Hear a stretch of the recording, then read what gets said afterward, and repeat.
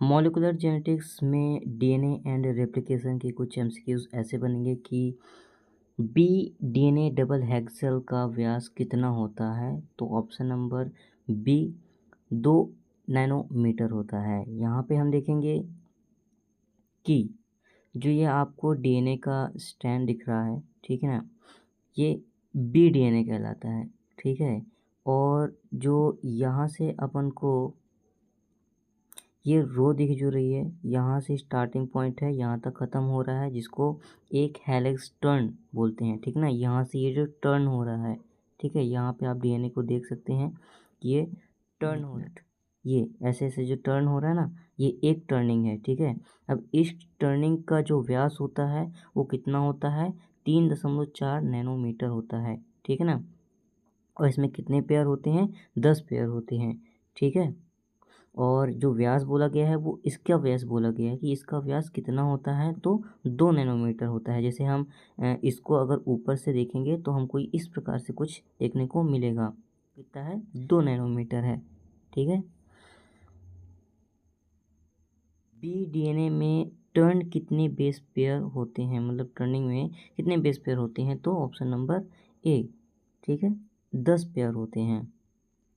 यहाँ पे आप देख सकते हैं कि यहाँ पे जो पेयर होंगे वो कितने बने होंगे?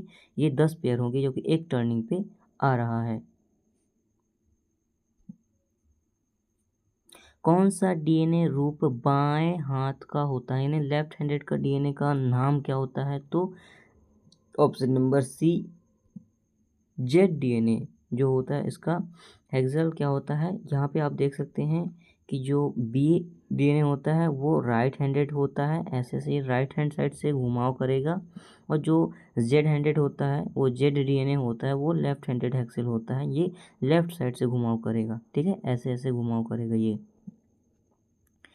ये जिगजैग बैकबोन का होता है, ठीक है ना, ये स्मूथ बैकबोन का होता है। यहाँ पे आप क्लियरली जो डिफरेंस है वो देख सकते हैं। प्यूरीन पिरामिडीन का रेशियो डीएनए में कितना होता है? तो 1:1 का होता है, 1:1 का होगा रेशियो, किसमें? प्यूरीन और पिरामिडीन में, ठीक है।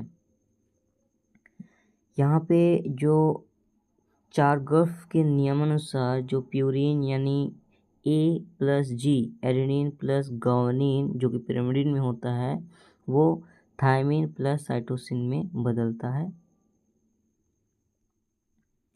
आरएनए प्राइमर को कौन हटाता है, यानी जो आरएनए होता है उसका प्राइमर को कौन हटाता है? तो option number A, DNA pol first हटाता है। ओकाकाजी जो फ्रेगमेंट है वो किस स्टैंड पर बनते हैं? तो लैगिंग पे बनते हैं, लैगिंग पे बनते हैं यहाँ पे, ठीक है ना। ये छोटे छोटे टुकड़ों को किसमें बदल देता है? डीएनए को किसमें बदल देता है? ओकाकाजी में बदल देता है।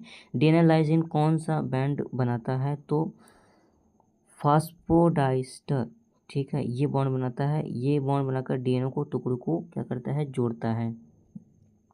विच एंजाइम अनविंड्स डीएनए, यानी डीएनए को खोलने के लिए कौन सा एंजाइम यूज होता है? तो हेलिकेज यूज होता है। प्रोकैरियोट्स में मुख्य एंजाइम कौन सा होता है?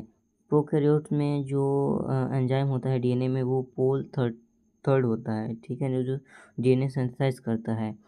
यहाँ पे जो प्राइमेज क्या बनाता है? तो प्राइमेज हमेशा क्या बनाता है? डीएनए प्राइमर बनाता है, जो कि डीएनए का क्या सिंथेसाइज शुरू करता है। जो replication occurs in which phase, replication किस फेज में होता है? तो हमेशा एस यानी सिंथेसिस फेज में होता है, जहाँ से एस फेज स्टार्ट होता है, ठीक है। थैंक यू सो मच, मिलते हैं नेक्स्ट लेक्चर में।